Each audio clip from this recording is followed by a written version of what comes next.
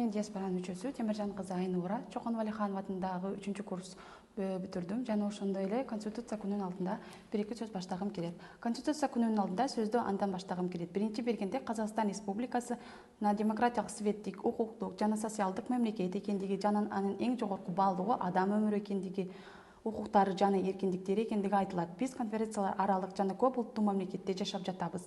Ошондой эле тынчтыкты жана ынтымактыкты сактоо мамлекеттин негизги милдети болуп табылат. Толеранттуулуктун түшүнүгү мамлекетте маанилүү роль ойнойт. Толеранттуулук бул урматтоо, дүйнөлүк маданияттарды, када салттардын, диндердин, уруттардын көп түрдүүлүгү тууралуу түшүнүү болуп табылат. Жана ошондой эле биз диаспоранын мүчөсү болгондуктан биз ар кезекте майрамдарда жана ошондой эле кандайда бир майрамдарды ала отуруп биргеликте Казакстан мүчөлөрү менен майрамдарды жана ошондой эле бир-эки ишке уюмдарды жүзөгө ашырып жатабыз. Жана ошондой эле биз Кыргызстан атынан Казакстандын Конституция күнү менен чын дилимден майрамы менен куттуктайбыз.